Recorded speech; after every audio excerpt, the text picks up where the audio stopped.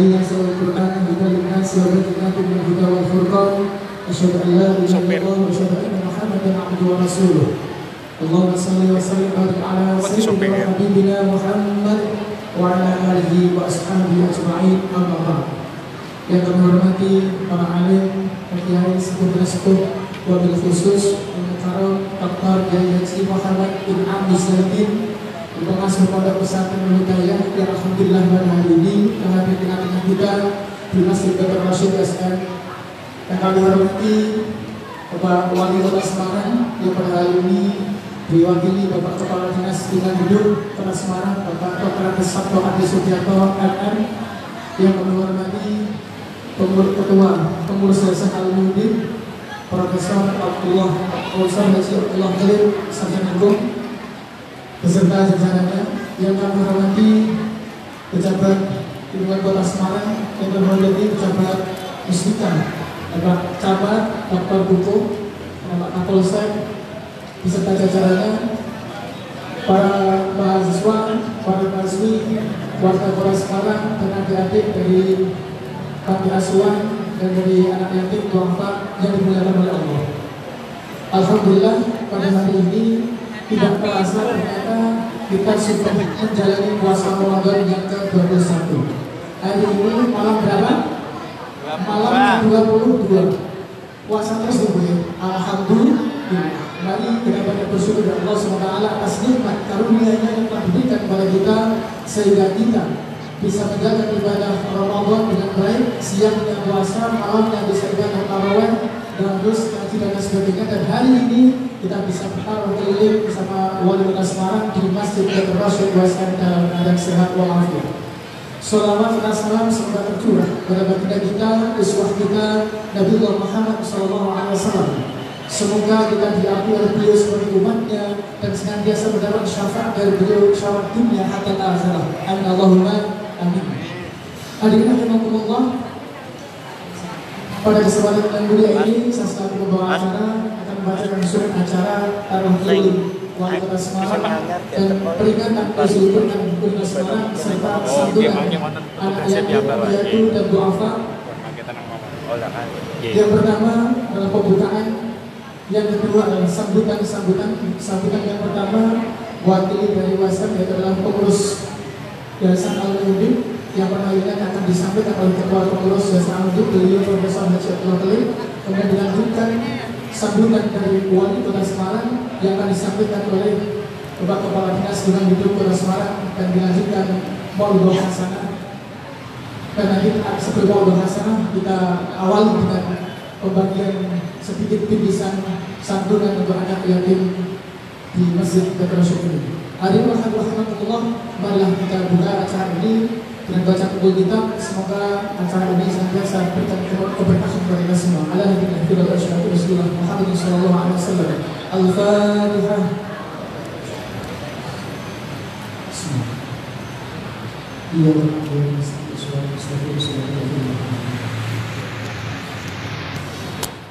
Semoga dengan baca kubul kitab memberikan keberkahan kepada kita semua. Amin Allahumma amin. Untuk acara yang kedua itu sambutan yang pertama yang akan disampaikan oleh beliau Ketua Pengurus Yayasan Al-Mu'min. Kepada beliau Profesor Haji Abdullah Khalil Sarjana Hukum, kami persilakan.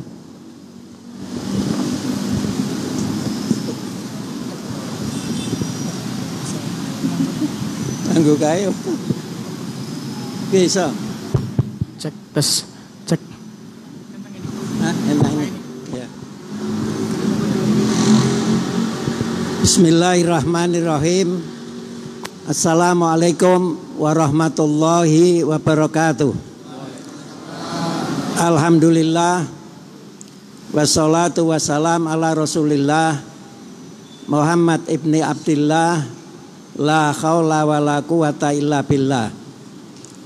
Yang saya hormati Bapak Ketua Dinas Lingkungan Hidup Kota Semarang, yang dalam hal ini mewakili Pak Wali beserta jajarannya, Bapak Pengurus Yayasan, Bapak Dewan Penyantun, maupun para alim ulama, hadirin dan hadirat yang saya muliakan, syukur alhamdulillah takmir masjid hari ini dapat menyelenggarakan peringatan Nuzulul Quran. Sedianya tadi malam sudah kontak dengan Pak Wali, beliau sendiri yang menghadiri, tetapi tadi sore ya Pak ya, itu ada keperluan mendadak sehingga diwakilkan Bapak Kepala Dinas Lingkungan Hidup. Alhamdulillah. Memang sebagai kita maklumi bersama bahwa bulan Ramadan itu merupakan bulan yang penuh maghfirah. Di dalam hadis dikatakan awaluhu rahmah wa awsatuhu maghfirah wa akhiruhu itqam minan nar. Awalnya itu adalah rahmah, pertengahannya adalah maghfirah, ampunan, dan akhirnya kita yang melaksanakan ibadah puasa akan dibebaskan dari api neraka. Al-Quran surat Al-Baqarah 183 sebagai dasar diwajibkannya puasa. Ya ayyuhalladzina amanu kutiba alaikumussyam kama kutiba alal ladzina min qablikum la'allakum tattaqun.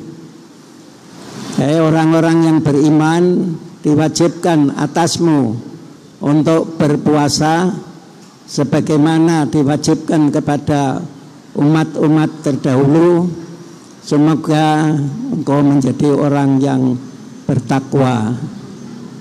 Jadi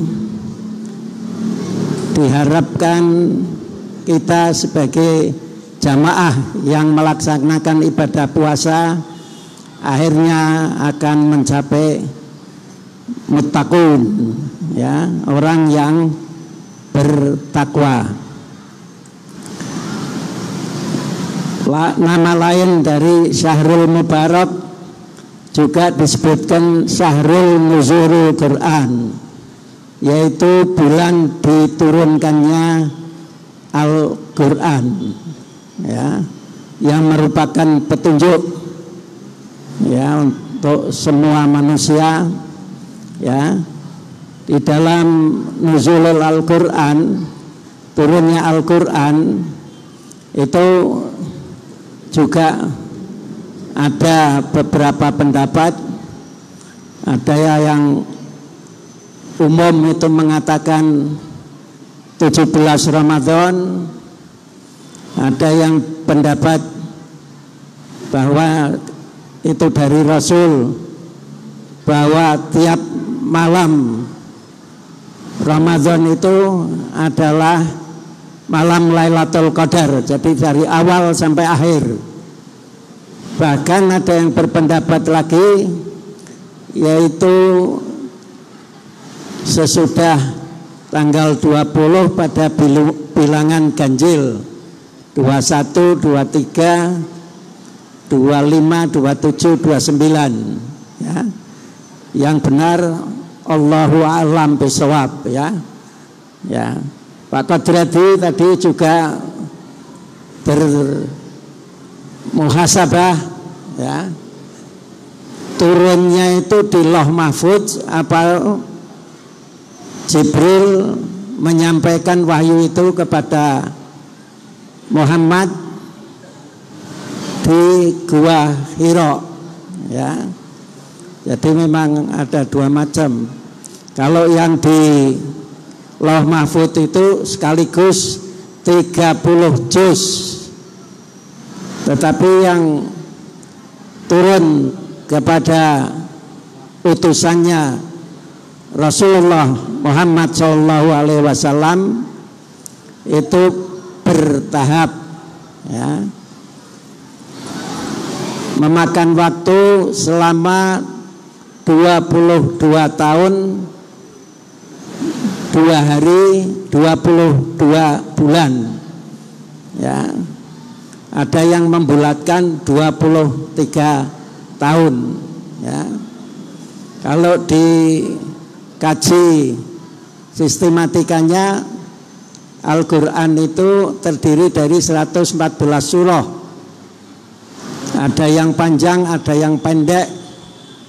Yang terpanjang yaitu surat Al-Baqarah 286 ayat. Yang terpendek surat Al-Kautsar 3 ayat. Meskipun yang 3 ayat itu tidak hanya Al-Kautsar, tapi memang Al-Kautsar itu paling pendek, ya. Ya. Kemudian Al-Quran dibagi dalam bagian yang sama. Tiap bagian sama disebut juz. Seluruh Al-Quran dibagi menjadi 30 juz, ya. Di samping juz ada bagian lagi rukuk, paragraf. Dan tiap surah dari 114 tadi itu diawali dengan Bismillahirrahmanirrahim, kecuali surat At-Taubah.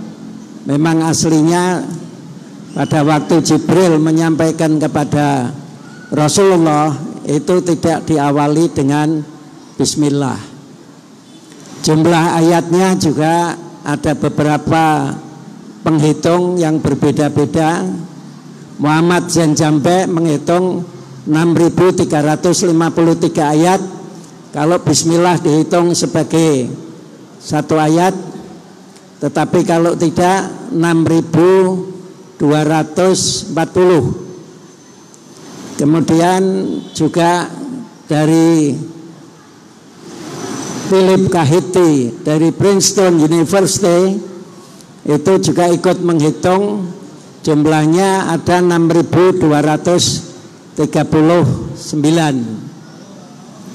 Profesor Abdul Wahab Khalaf menghitung 6.360. Ada profesor senior saya dari UI dan merupakan Menteri Agama pertama, Profesor Haji Rasidi. Itu waktu ketemu saya di Cibulan tahun 1973, itu saya berdialog, Prof, kok jumlah ayat Al-Quran itu bisa berbeda-beda. Malah Prof Rasidi di dalam bukunya Sejarah Islam itu hitungannya paling banyak 6.666. Beliau menjawab, untuk mempermudah hafalan. Tapi saya tidak puas dengan jawaban itu, ya. Mesti ada reasoning yang lebih kuat, lebih baik, ya. Ya, dipancing akhirnya beliau mengatakan bahwa ayat-ayat Al-Quran dari penulis-penulis itu tidak sama di dalam memberikan tanda baca, ya. Tanda baca yang berbeda letaknya di antara penulis itu tidak merubah makna, maksud, tujuan dari ayat-ayat Al-Quran. Karena ayat-ayat Al-Quran itu satu dengan lainnya merupakan satu totalitas yang bulat, utuh, dan sempurna. Salah satu contoh di dalam surat An-Nisa ayat 11, walidzakari haddu mithlul unthayain, itu bagian warisan laki-laki dan perempuan 2:1. Sepintas sebagai letter dot, sebagai huruf mati, ya, tidak berbicara, 2 dibandingkan dengan 1 banyak 2. Tapi kalau disuruh berbicara lalu diyumto, nah ini saya kalau menguji dokter itu sama Profesor Ahmad Rafiq sering berselisih. Ya Pak ya. Dari IAIN kalau ada Yungto itu bingung itu. Ya. Yungto itu yang bisa dikaitkan yang sama bunyinya ya dengan An-Nisa ayat 34 ya. Jadi sepintas 2:1 itu tidak adil. Iya, kalau An-Nisa ayat 11 berhenti di situ ya. Tapi kalau di Yungto An-Nisa 34 ar-rijalu qawwamuna 'alan nisa, bahwa laki-laki itu merupakan pelindung, pemimpin, pengayom, penjaga, kepala keluarga. Ini adalah tanggung jawab. Masih diberi kewajiban mencari dan memberi nafkah. Ini laki-laki, ar-rijal ya. Tapi wanita di dalam kehidupan berkeluarga sama sekali tidak mempunyai tanggung jawab material. Jadi istri itu tidak ada kewajiban mengeluarkan nafkah. Semua tanggung jawab suami ya. Nah, di situ letaknya ya. Kalau orang bekerja di kantor itu kan tidak semua pegawai. Contohnya ya, kan ada yang menjadi kepala kantornya, ada yang menjadi kepala bagiannya, ada pegawainya. Kalau semuanya itu tidak ada pejabatnya, tidak ada kepalanya, semua yang di kantor itu tidak akan bekerja, tidak ada yang bisa memerintah. Nah, yang menjadi kepala kantor itu sebagai penanggung jawab itu mempunyai tunjangan khusus di samping gaji penghasilan. Itu perumpamaan aja ya. Ya. Tapi kalau dilihat prakteknya, kalau istrinya bekerja, istrinya mempunyai penghasilan, untuk siapa? Untuk istrinya sendiri, bukan diserahkan suami ya. Penghasilan istrinya lebih besar, tanggung jawab dan kewajiban suami tetap melekat sebagai qawamun ya. Malah kalau sama-sama PNS atau sekarang ASN ya. Saya zaman saya PNS, sekarang ASN ya. Itu sama-sama pegawai negeri, gajian tanggal 1, amplopnya istri untuk istri, amplopnya suami untuk istri. Nah, itu prakteknya malah. Yang double malah istrinya ya.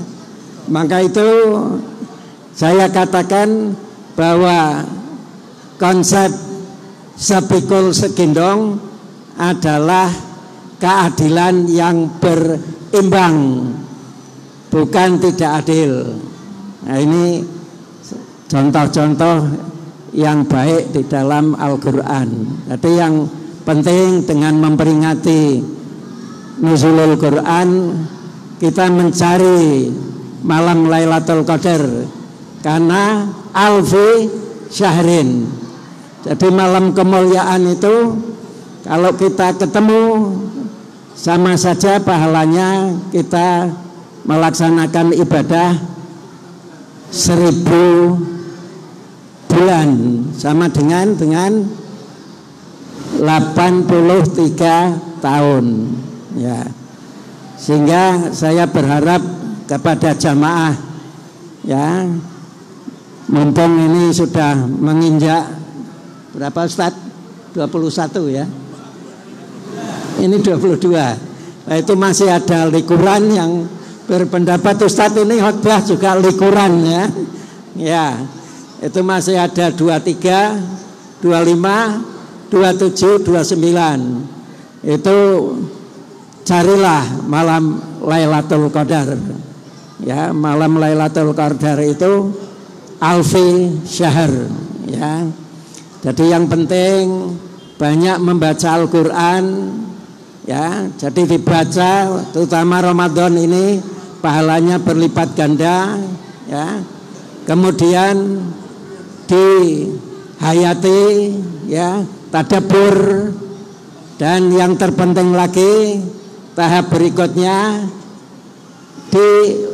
dilaksanakan apa-apa yang diperintahkan dalam Al-Quran dan dijauhi apa-apa yang dilarang di dalam Al-Quran. Demikianlah ceramah atau sambutan singkat yang bisa saya berikan. Semoga jamaah yang hadir di sini, baik bapak-bapak maupun ibu-ibu, bisa menyelesaikan ibadah puasanya sampai penuh tanggal 5, mungkin tanggal 5 Ustaz ya. Tanggal 4. Oh, ya, tanggal 4 terakhir ya, untuk tadabbur Al-Quran dengan sebaik-baiknya. Demikianlah yang bisa kita sampaikan. Semoga Bapak Ibu yang hadir mendapat barokah dan ibadah puasanya diterima. Billahi taufiq wal hidayah. Wassalamualaikum warahmatullahi wabarakatuh.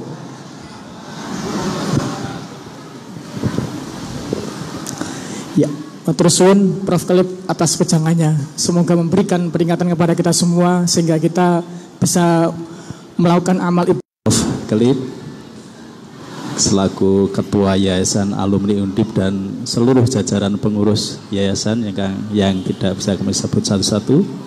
Yang dihormati Ustadz kita, imam kita pada malam hari ini, Prof. Muhammad Inham Mudin. Dia lahir apa?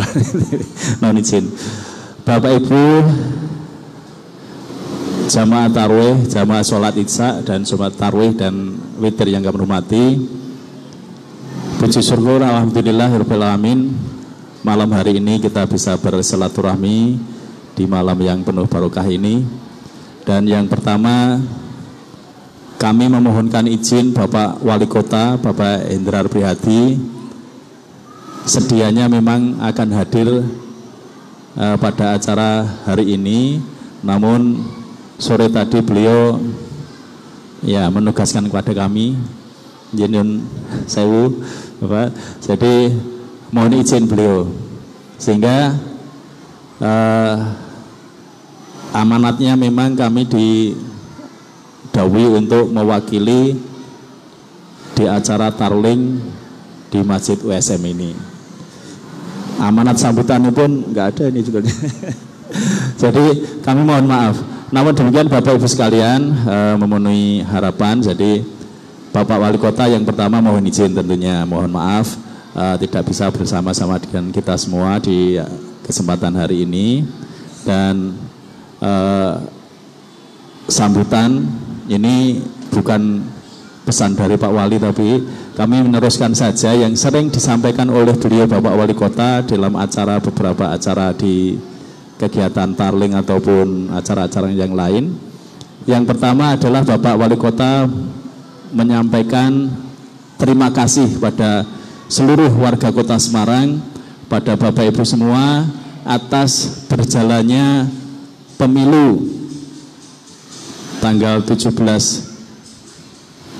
April yang lalu, sehingga di Kota Semarang ini dapat berjalan dengan baik, lancar dan aman.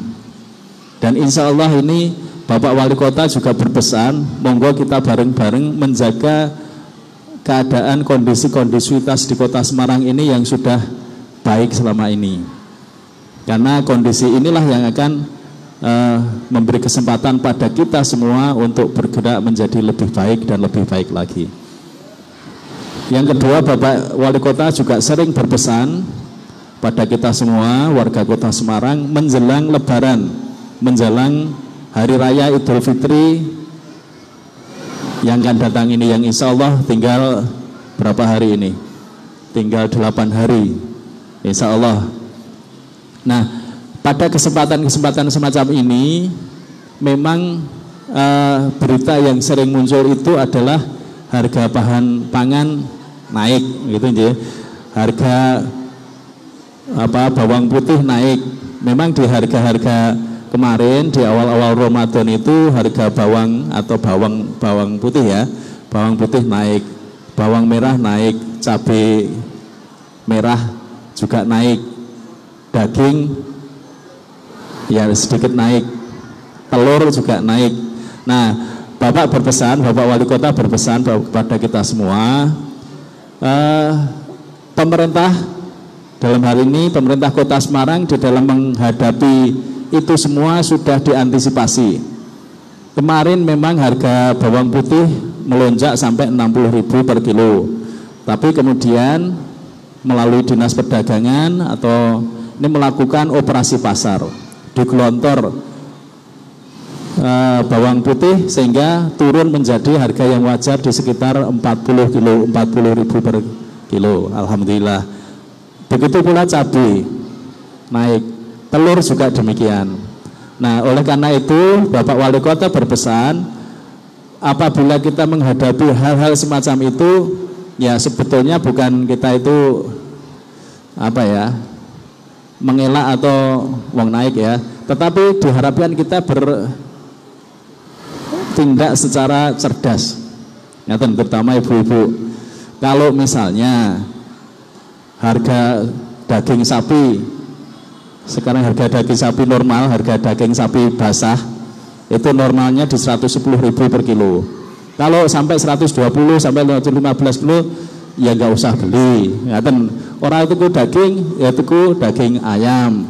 Kalau ayam nggak ada telurnya, beli telurnya. Kalau nggak ada telurnya ya tempe atau tahu. Artinya Bapak Ibu sekalian, monggo kita membelanjakan ya harta kita untuk keperluan makan kita ya secukupnya, sekedarnya.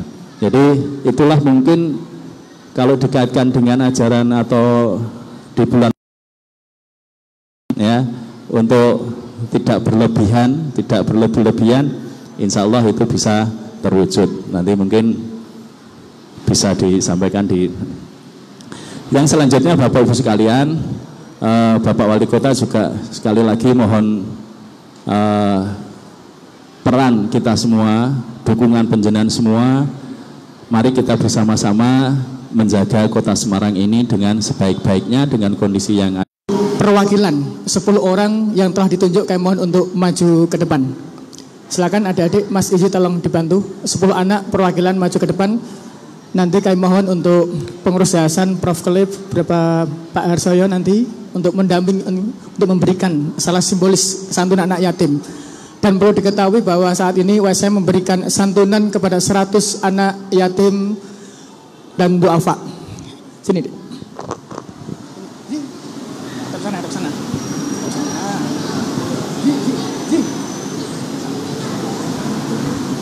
Pak Harsoyo ikut dampingi ya.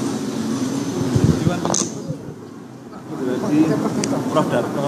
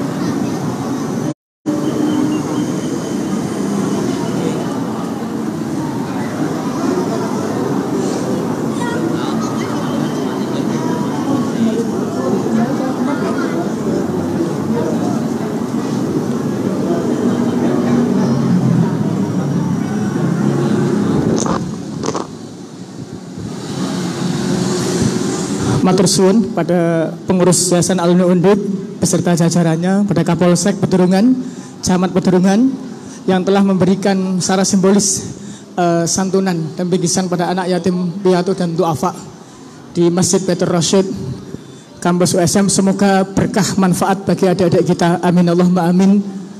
Hadirin wal hadirat rahimakumullah, mari kita dengarkan acara yang terakhir, yaitu adalah hikmah nuzul Quran yang akan disampaikan oleh beliau pengasuh Pondok Pesantren Nurul Hidayah.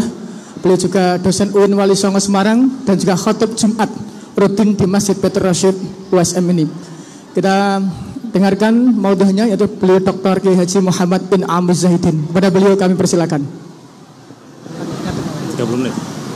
Serah dengan Pahalanya 10 kali lipat. Alif lam mim, 3 huruf kali 10 sama dengan 30. Tapi kalau di bulan Ramadan Allah lipat gandakan sampai 700 kali lipat. Bismillahirrahmanirrahim. Yasin. Berapa huruf? 2. 2 kali 700 sama dengan 1400. Wal Qur'anil Hakim. Pinggiri Quran, pinggiri kalkulator. Dok. Innaka laminal mursalin ala siratim mustaqim. Dihitung kok wis kakean. Shadaqallahul adzim. Bulan Ramadan rampung maca Yasin urung hatam. Ki gara-gara terlalu mikirno ganjaran. Mulane ora usah do mikirke ganjaran. Pokoknya ngibadah lillahi ta'ala. Maka tadi niat kita gimana? Nawaitu sauma ghadin an adai fardi syahri ramadhani hadisati fardol lillahi ta'ala. Karena Allah. Puasa kita karena Allah, ora krono menungso. Dan puasa ini memang beda. Kalau sholat salah orang bisa menilai, tapi kalau puasa siapa yang tahu? Nah esok melu sahur, nah awan mangan, maghrib bukber, wah, bar maghrib traweh keliling. Sopo sing ngerti? Padahal lawan ora poso, bodoh malah ribut. Jadi poso ora ning bodoh ribut karepe dhewe. Padahal bodoh itu kemenangan untuk orang yang berpuasa. Tapi ngeten iki ya kathah kok. Ngantek wingi ana ning WA kuwi, ngapuntene Pak Polisi, niku sing gawe mbah sapa kuwi? Babinsa. Pak Babinsa teko. Hei, bulan Ramadan warungnya kok enggak ditutup gimana? Menghormati orang puasa. Oh ya maaf Pak Babinsa, ini tutup ya. Mana tak tutupkan? Wah, tutup. Nak tutup ini kan aman. Esteh ngono. Bos sing gawe video ki sapa ora ngerti aku. Itu pas kemarin awal-awal puasa beredar di WA itu. Sing gawe video mbah. Itu ngelek-ngelek Pak Babinsa ngonya. Dadi ngakon-kon nutup jebule dhek arep ora poso dhewe ning kono supaya ben nak mangan ora konangan wong. Nah, Al-Qur'an ini membacanya itu ibadah. Sampai Rasulullah mengatakan Iqra'ul Qur'an fa innahu ya'ti yaumal qiyamati syafi'a. Bacalah Al-Qur'an karena Al-Qur'an nanti besok di hari kiamat memberi syafaat. Ada satu surah besok di hari kiamat akan mencari pembacanya. Ngerti para? Surah apa itu namanya? Ada satu surah Quran yang besok di hari kiamat mencari. Ayo, mana orang yang dulu ketika hidup membaca saya akan bela nasibnya di hadapan Allah sampai dia selamat dari siksanya Allah. Surah Al-Mulk, surah Tabarok, juz 29. Tabarakalladzi biyadihil mulku wa huwa ala kulli syai'in qadir. Alladzi khalaqal mauta wal hayata liyabluwakum ayyukum ahsanu amala wa huwal azizul ghafur. Sak piturute. Qul ara'aytum in asbaha ma'ukum ghawra faman ya'tikum bima'in ma'in. Ini dibaca. Besok di hari kiamat akan mencari kita dan kita akan dibela di hadapan Allah. Suatu ketika ada sahabat matur kepada Rasulullah, ya Rasul, kami habis membuat kemah. Tapi kami tidak tahu ternyata di bawah kemah itu ada mayatnya. Nah terus apa yang kau lakukan? Kami membaca surah Al-Mulk sampai khatam. Apa kata Rasulullah? Hiya al-munjiyah. Surah Al-Mulk adalah surah yang bisa menyelamatkan si mayit dari siksa kubur. Hiya al-mani'ah. Surah Al-Mulk adalah surah yang bisa mencegah ahli kubur dari siksa kubur. Makanya ada tradisi kalau mayit sudah dimasukkan, itu keluarga tidak pulang dulu. Orang-orang pulang, keluarganya masih di situ. Baca apa? Surah Al-Mulk, supaya si mayitnya diselamatkan dari siksa kubur. Ada surah Yasin. Wah, ini spesial. Kullu syai'in li kulli syai'in qalbun wa qalbul Qur'ani Yasin. Setiap sesuatu itu ada hatinya, dan hatinya Quran itu ada pada surah Yasin. Siapa yang membaca Yasin dalam keadaan sakit, insya Allah segera sembuh. Di mana ada orang sakaratul maut, mati ini angel, bacakan Yasin, insya Allah cepat mati. Tuh ini ono.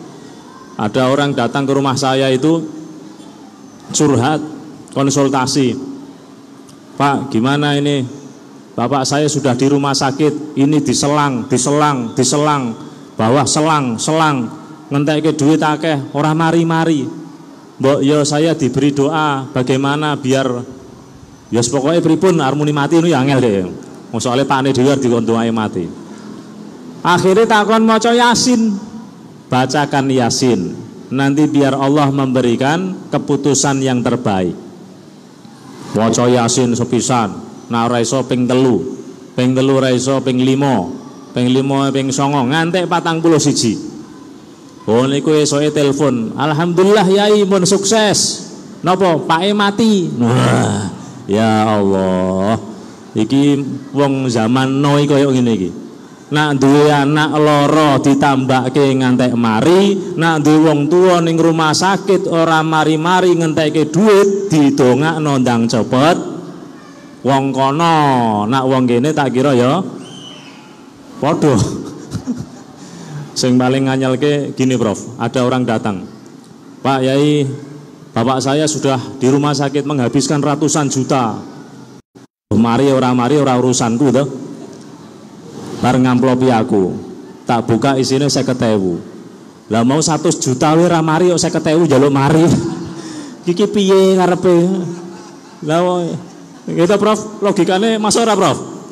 Wis entek 100 juta ning rumah sakit ora mari. Moro ini kiai 50.000 njaluk mari. Lah iku logikane dari mana? Lah ya mulane ya mati ya mbuh. Tapi kadang masyarakat seperti itu. Jadi dia itu kalau datang ke kiai itu pokoknya dianggap kiai itu bisa menyelesaikan masalah tanpa masalah. Darane apa? Pegadean. Nah, ini surah Yasin. Siapa yang baca surah Yasin pagi hari Allah beri selamat sampai sore hari. Siapa yang baca Yasin sore hari maka hari. Wah, ini luar biasa. Sapa sing maca Yasin dia punya utang, insya Allah lunas. Syarate karo ngangsur. Nah orang ngangsur ora bakal lunas. Ditagih karo debt collector. Siapa yang membaca Yasin dalam keadaan punya hajat, insya Allah hajatnya segera terkabul. Ini luar biasa, surah Yasin. Ada surah Waqiah. Ini saya ngomong dulu masalah membaqillu khairuhu wa yakthuru syarruhu. Sedikit kebaikannya, banyak kejelekannya. Dan hatinya menjadi sumpek seisi rumahnya. Nih, kalau pengen rumah kita banyak kebaikannya, rumahnya dibuat baca Al-Quran. Jenengan punya usaha, warung, supermarket, gudang, kok pengen barokah, bacakan Al-Quran. Seret perputaran ekonominya, bacakan Al-Quran 30 juz. Insya Allah barokah maca Quran semua lancar. mobilnya biar barokah.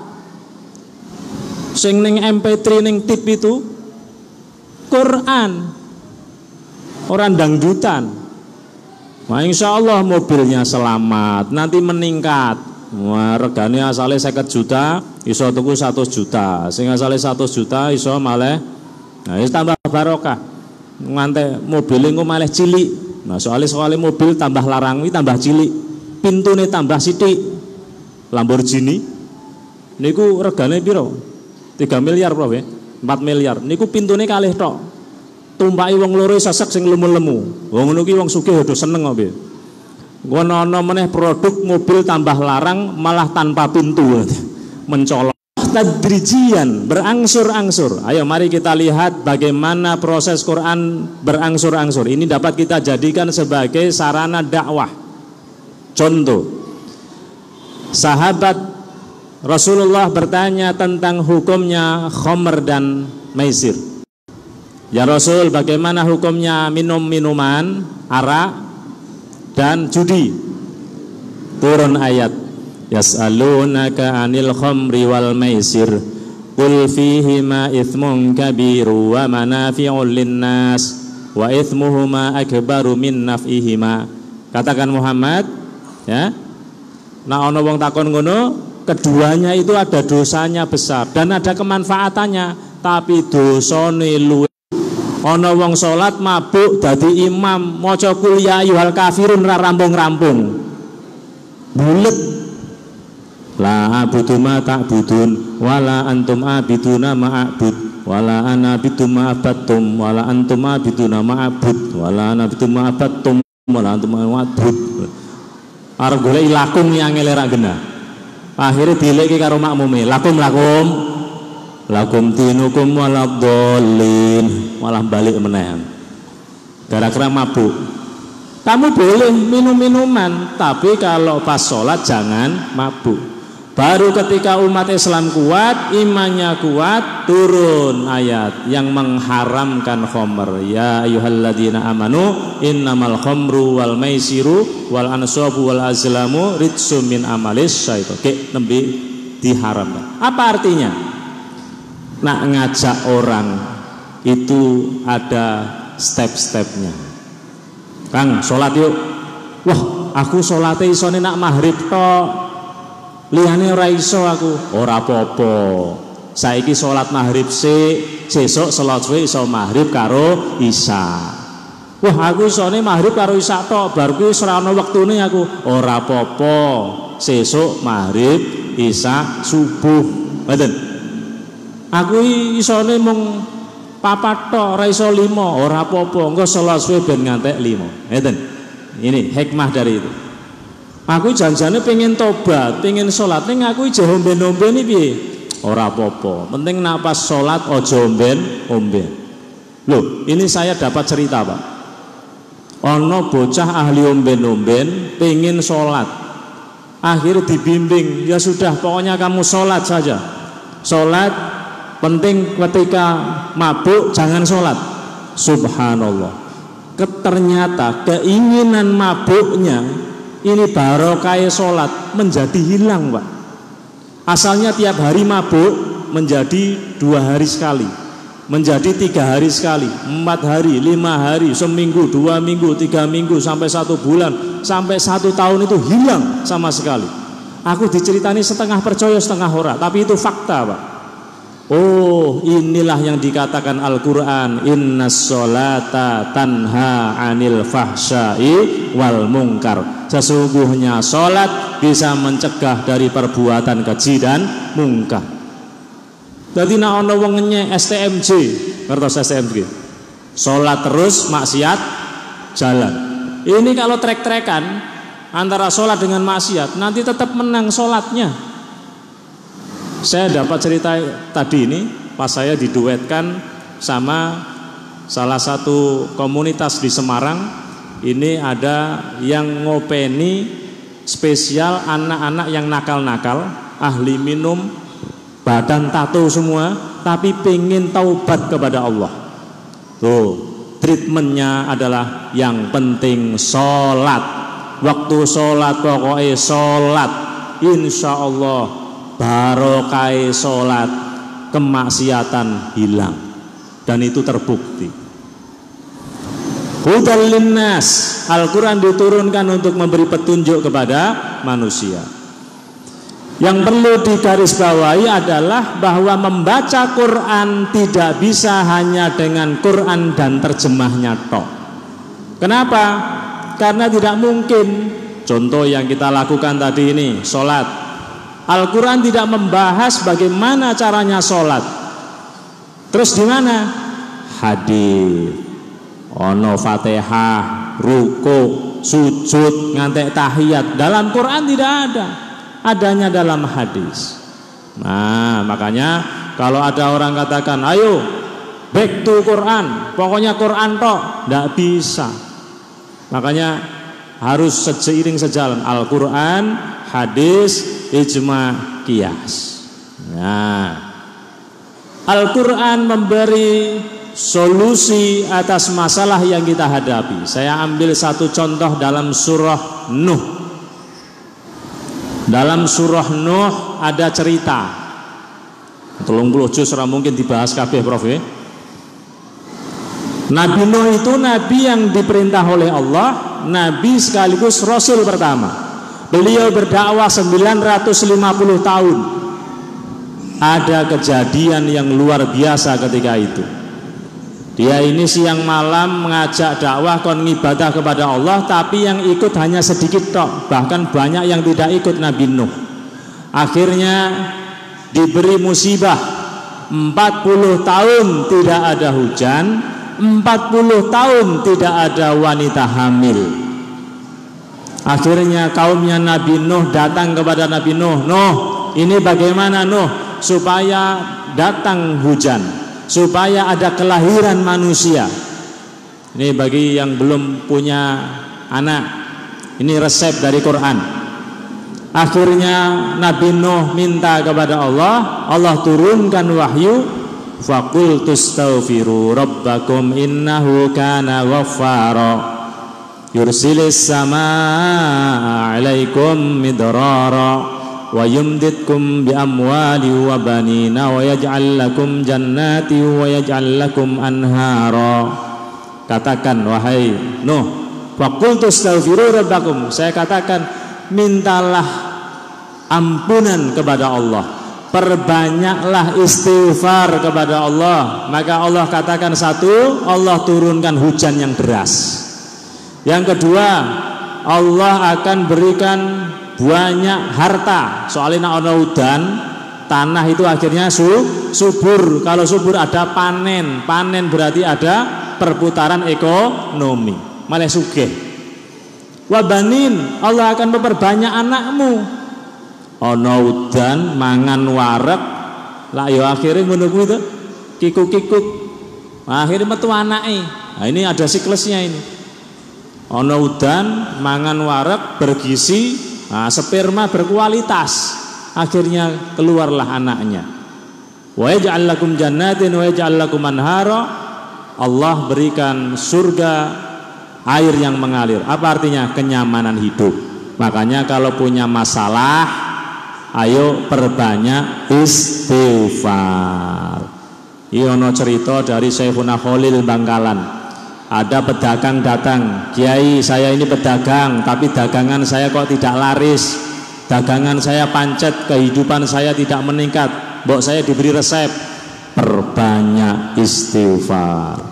Kiai saya ini petani, tapi panen saya kok nggak pernah sukses. Apa doanya biar sukses? Perbanyak istighfar. Kiai saya ini suami istri tapi sudah lama menikah, belum punya momongan, sudah ke rumah sakit kemana-mana. Mbok ya saya diberi amalan. Apa kata Kiai Khalil? Perbanyak istighfar. Ada 3 tamu, masalahnya beda, solusinya sama. Ditanyakan sama Kiai, sama santrinya, Kiai ini tadi tamunya beda kok solusinya sama. Terus dibacakanlah surah Nuh ini tadi. Ini resepnya Al-Quran. Silahkan dibaca, diamalkan. Jadi maca Quran iku orang mung maca tok tapi diamalkan. Rasulullah juga mengatakan lan man lazimal istighfar, siapa yang melanggengkan baca istighfar, ja'alallahu lahu min kulli dhiqin mahraja, Allah akan memberi solusi atas masalah yang ia hadapi. Wa min kulli hammin faraja, setiap kesusahan jadi bahagia. Lan ibu-ibu nak susah meh bodo ra duwe duit, nyekel tasbih maca istighfar, astagfirullahaladzim, karo mendalangi bojone, astagfirullahaladzim. Pak, astagfirullahaladzim, Pak. Bojomu nesu sih. Nak maca istighfar aja mendalangi bojone. Apa meneh urung dikai THR. Iki THR wis cair urung iki. Dereng. Nah, nggonku wis cair kok. PNS ndek wingi niku mun cair THR. Yang ketiga, wa razaqahu min haitsu la yahtasib. Allah memberi dia rizki yang tidak disangka-sangka. Bapak Ibu yang dimuliakan Allah, ini zaman hoax. Banyak berita yang tidak benar berseliweran di HP kita sampai ndadekno kerusuhan. Al-Quran jauh-jauh hari mengatakan kepada kita, in ja'akum fasikun binaba'in fatabayyanu. Kalau ada orang fasik membawa berita bohong, urung ngerti bener karo salai, fatabayyanu, maka klarifikasilah. Mulane nek ana ning grup WA itu ada informasi opo wae, jangan lekas-lekas di-share. Jangan lekas-lekas dipindah ke grup yang lain karena bisa menjadikan bahaya. Fatimah Al-Fatihah. Ngono sing liyane nyaut, ikut bela sungkawa, semoga husnul khotimah, lahul Fatihah. Ana sing dongane dawu, Allahumma fir lahu warhamhu wa'afi wa'fu anhu, lahul Fatihah. Ning ora ana sing takziah. Iki saiki ngono kuwi. Ning grup rame ning ora ana sing takziah. Sing ning omah nyekel HP, terima kasih, terima kasih, terima kasih. Merokok mangkat dhewe ning kuburan. Ngerti kuburane adoh ngegrab. Lapo mayite yo duwe aplikasine yo. Ini ya Allah, sampai zaman nanti kalau hari raya Idul Fitri, HP kita penuh dengan apa? Minal aidin wal faizin, mohon maaf lahir dan batin, tertanda Joko dan keluarga. Nah, yang lain juga nyaut, sama-sama saya juga. Jadi orang ono silaturahmi lagi ndak ada. Wes omeng dolan omeng, aku wis ketemu ning WA. Nah, ketemu ning WA. Ya Allah, ini zaman now itu seperti itu. Kabeh niku serba smartphone semua. Teman dosen kami itu pernah ada yang wafat. Sudah diinformasikan di grup WA dosen. Ada yang dosen sepuh, HP-nya yang masih pijet-pijet. Belum tunjuk-tunjuk seret. Tanya, Bapak Fulan kemana ya? Kok sudah 2 minggu ini nggak ngantor? Loh ngapunten Pak, pun wafat. Masya Allah, wafatnya kapan? Aku kok ora dikandani. Sampun diposting teng grup dosen. Loh, lah HP ku ra iso iki. Mboten saged, HP-ne jenengan petes-petes kok niku. Harus ganti. Oh, berarti HP ku ra iso ya? Nggih. Oh ya wis aku sesuk tak tuku HP sing tunjuk-tunjuk seret, ngoten. Loh sekarang itu sampai informasi wong mati itu kita tidak akan tahu kalau HP-nya masih pijet-pijet, Pak. Kita ketinggalan informasi. Nah, Masya Allah.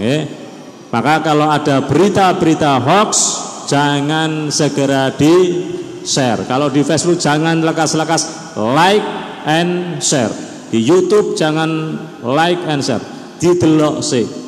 Kalau memang jelek langsung di-delete. Kalau membuat kerusuhan, kalau membuat situasi tidak benar, di-delete. Ayo lihat dalam Quran bagaimana Nabi Ibrahim mendoakan negaranya. Rabbij'al hadal balada amina. Ya Allah, jadikan negaraku kota Mekah ini negara yang aman. Jenengan orang Islam ada di Indonesia, pernahkah jenengan mendoakan Indonesia? Ya Allah, jadikan Indonesia ku negara yang aman ya Allah. Pernah bukan jenengan? Ini niru Quran. Nabi Ibrahim panutan kita dalam Al-Quran terekam dongakno negarane.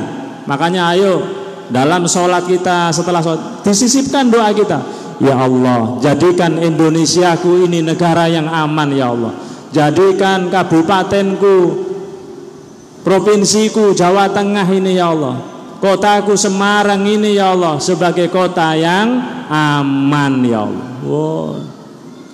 Karena ini penting Bapak Ibu sekalian. Kita kalau tidak cinta kepada negara kita, siapa lagi yang mau mencintai negara kita? Orang lain gak mungkin cinta sama negara kita. Kita ini mohon maaf menghirup udara dari udara Indonesia. Kita minum pakai air Indonesia. Kita lapar makan dengan sayuran, beras dari Indonesia. Nanti saat kita mati, dikubur, dihimpit dalam pelukan Ibu Pertiwi, bumi Indonesia. Nanti saat kita membusuk, daging kita akan bercampur dengan tanah Indonesia. Maka tidak ada kata lain, tidak ada alasan kalau kita tidak cinta Indonesia. Maka Kiai Wahab Hasbullah mengatakan hubbul waton minal iman. Cinta tanah air adalah sebagian dari iman. Nah, iman itu ono gaduane karo aman, Pak Polisi ya. Keimanan penting, tapi keamanan juga penting. Ngene iki salat tapi ono bom, ora sida salat. Maka keimanan dijaga oleh para ulama, keamanan dijaga oleh Pak Polisi, Pak TNI, semuanya harus bersinergi. Keimanan dan keamanan bisa seiring sejalan dalam rangka menjaga keutuhan negara Republik Indonesia. Nah, kita berdoa semoga negara kita ini terutama yang sedang di Jakarta dan reda, adem, aman. Amin Allahumma amin. Bapak Ibu yang kami hormati, Al-Quran menjawab semua masalah. Saya mengulang dari ayat yang dibaca oleh Prof. Kelip tadi. Lirrijali nasibum lirrijali mithlu hadil unthayain. Dikisahkan ada seorang dokter alumni Al-Azhar, komlut nilainya. Dia ngelamar jadi dokter di Amerika Serikat. Di sana banyak dokter yang non muslim. Ada kejadian aneh di sana. Ono wong wedok nglairno anak, bayine lali ora dikei tondo. Ada dua ibu-ibu melahirkan anak, yang satu bayinya laki-laki, yang satu bayinya perempuan. Lupa tidak diberi tanda. Akhirnya oyo-oyoan, sing seneng lanang, ini bayiku. Yang ini, oh ini bayiku, enggak. Kata dokter-dokter yang non muslim ini mengatakan, kamu kan dokter alumni Mesir toh, kamu kan dokter muslim, kamu punya Al-Quran, katanya Al-Quran bisa menyelesaikan masalah, semua masalah. Coba bagaimana Quran menyelesaikan masalah ini?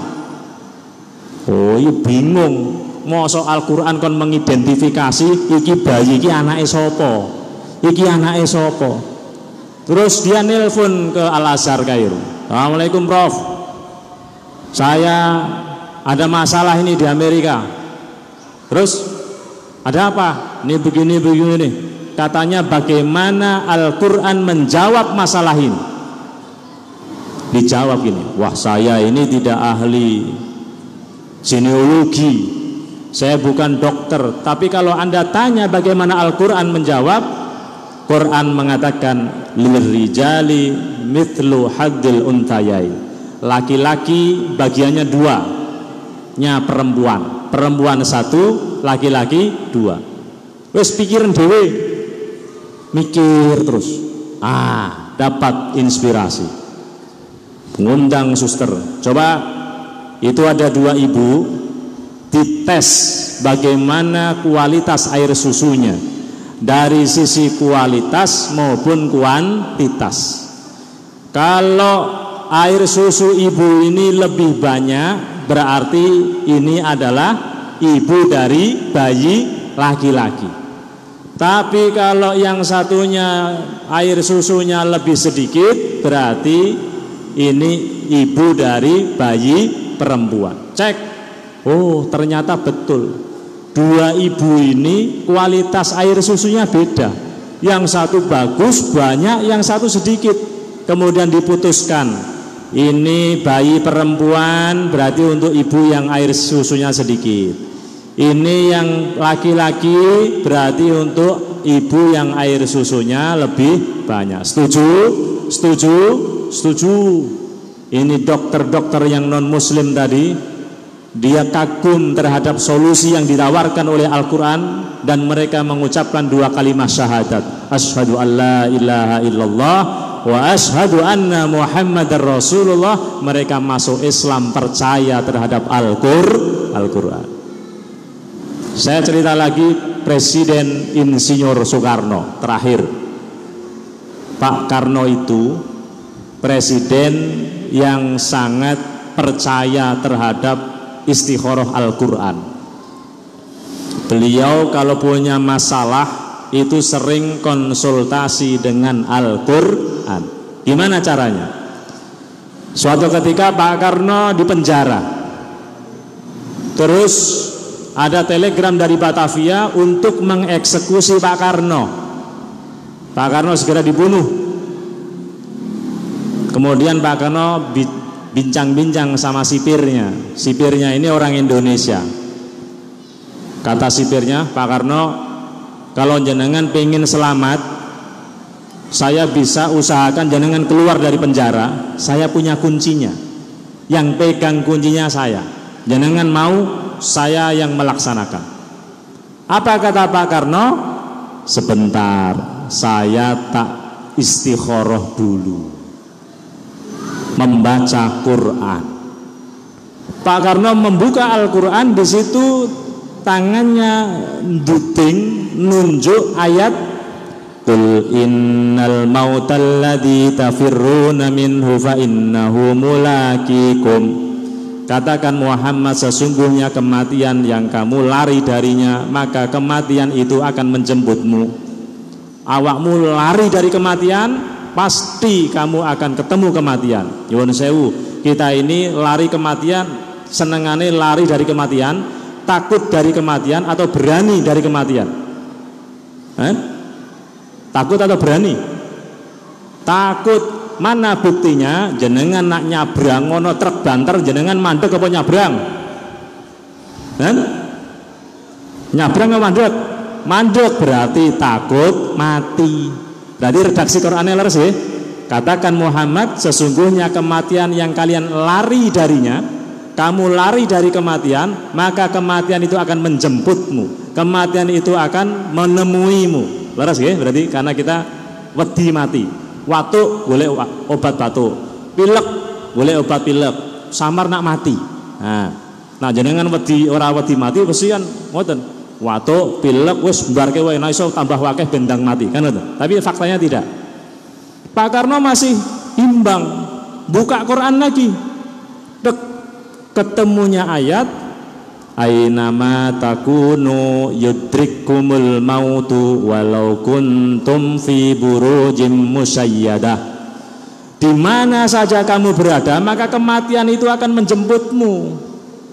Meskipun kamu berada satu gedung yang sangat kuat, ning juru bangker, nak wae mati-mati. Ning dhuwur awang-awang, wae mati-mati.